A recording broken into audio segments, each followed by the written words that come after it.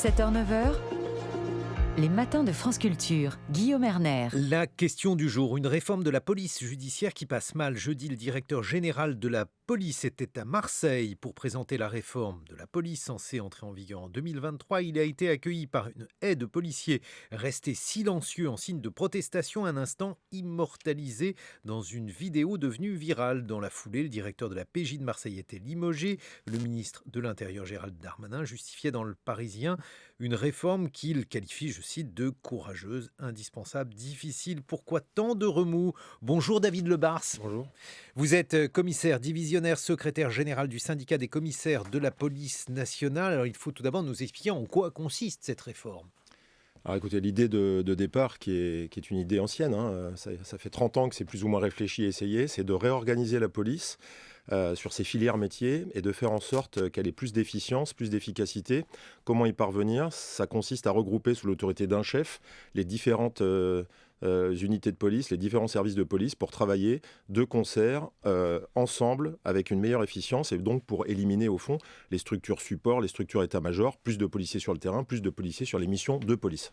Bon, alors c'est une question d'efficacité ou une question de coût ? Parce qu'on se pose toujours la question, David Lebars, en pareil cas. Ça a toujours un coût. Si on fait des économies humaines pour faire plus de policiers sur le terrain, ça évite aussi d'avoir des administratifs ou des fonctions support qui soient assurées par d'autres. Le but, c'est d'avoir la meilleure efficacité possible et puis c'est aussi de s'adapter à la délinquance. J'entends beaucoup que Clémenceau est le modèle, mais Clémenceau, ça a un siècle. Et aujourd'hui, un siècle après, la criminalité, la délinquance a changé. Personne ne peut nier le lien entre le petit guetteur sur un trafic de stupéfiants et celui qui fait de l'importation.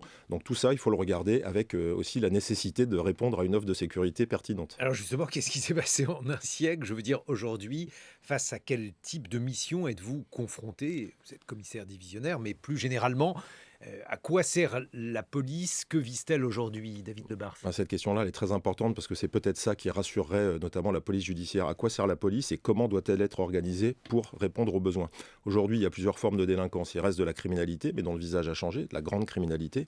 Et puis, il y a de la délinquance de rue, il y a de la violence, il y a des réseaux locaux, il y a des petits trafics et il y a énormément d'agressions et de violences. Et c'est cette réponse-là que nos citoyens attendent. Ils attendent qu'on lutte mieux contre ce type de délinquance, puis ils attendent aussi qu'on les accueille mieux et qu'on s'occupe mieux des victimes. Et c'est une réorganisation globale. La réforme de la police, c'est la réforme de la police nationale. C'est pas uniquement de la police judiciaire. Alors précisément, ça veut dire que finalement, il y a différentes missions. Vous pensez qu'il y a une partie de ces missions qui devrait être abandonnée si cette réforme, elle passait en l'état, David Lebars ? Alors c'est justement ça qu'il faut éviter. Et là, les craintes de la PJ doivent être entendues. La police judiciaire qui lutte contre le haut du spectre, c'est-à-dire la criminalité organisée pour la plupart de ses activités, doit pouvoir poursuivre évidemment cette mission importante.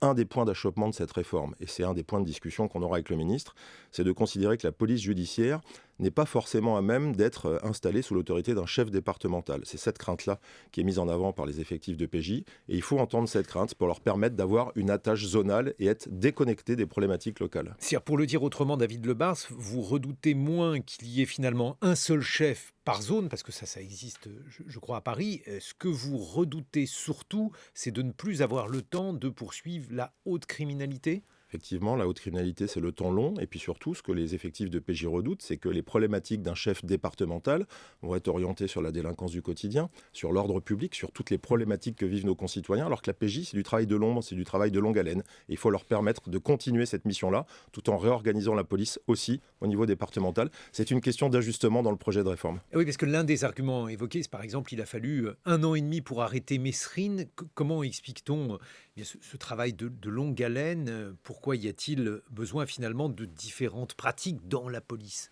Parce que la PJ sur le haut du spectre, sur les grands criminels, a besoin de temps long parce qu'un criminel, c'est capable d'échapper aux meilleures enquêtes policières. Et ce temps long, c'est du travail de surveillance, c'est des balises, c'est des écoutes. C'est pas du travail de terrain immédiat, c'est pas du travail entre guillemets de quantité. Voilà, il y a plusieurs façons de faire de la police. Et c'est justement un des points d'achoppement, c'est que tant qu'on n'aura pas posé une doctrine très claire pour dire qui fait quoi et comment on le fait, on ne pourra pas correctement répartir les organigrammes. Mais est-ce qu'il n'y a pas un lien entre la basse criminalité, le terme est impropre, et la haute criminalité ? Je ne sais pas, est-ce que, par exemple, parmi les grands criminels, vous ne retrouvez pas surtout des trafiquants de drogue aujourd'hui ? Quelle est la sociologie de cette population aujourd'hui, David Lebars ? C'est ce que je vous donnais comme exemple sur le trafic de drogue. Le petit guetteur dans la rue est lui-même membre d'un réseau criminel au-dessus duquel il y a quelqu'un qui fait de l'importation, mais qui vit à l'étranger. Ceux qui sont en bas du spectre... Souvent, les commanditaires vivent souvent ailleurs et se mettent à l'abri. Il faut que la PJ puisse travailler sur ce haut de spectre, mais qu'en même temps, la police, dans son ensemble, puisse avoir une efficacité locale. Et le fait de regrouper les services, de les faire travailler ensemble, sans obérer la capacité de faire les missions, ça donnera sans doute une meilleure efficacité. La réputation de Gérald Darmanin était, et je mets ça à l'imparfait puisque les policiers semblent mécontents, d'avoir réussi à se concilier les grâces des syndicats policiers. C'était le cas, ça n'est plus le cas, David Lebars? Oui, mais il faut nuancer. Vous savez, le ministre de l'Intérieur, effectivement, avait les grâces des syndicats parce qu'on sort d'une négociation, d'un protocole historique. Et puis aujourd'hui, on est dans une période de contestation. Mais elle a été quasiment écrite à l'avance puisqu'on est en période d'élection professionnelle au sein du ministère de l'Intérieur, premier point. Et puis deuxième point, peut-être que certaines revendications de la PJ n'ont pas été entendues. Et on se retrouve aujourd'hui dans un calendrier un peu sensible. Donc je crois qu'il est prudent de se dire qu'on redémarrera des discussions en janvier. Il va y avoir prochainement un audit de l'IGA et de l'IGPN, les deux inspections du ministère de l'Intérieur. Et on va demander à des inspections d'avoir un regard objectif sur ce projet de réforme. Et puis nous, on va continuer à faire des propositions. Justement, alors aujourd'hui, quelle sortie de crise peut-on imaginer par rapport donc à cette réforme? Il y a eu des amendements, Gérald Darmanin s'est exprimé hier. Il y a deux sorties de crise essentielles, je vous le redis. Une doctrine pour dire clairement à quoi va servir la police judiciaire dans le futur, à quoi va servir la sécurité publique. Donc d'écrire une doctrine, de l'inscrire quasiment dans le marbre pour ne pas détourner la police de ses missions principales.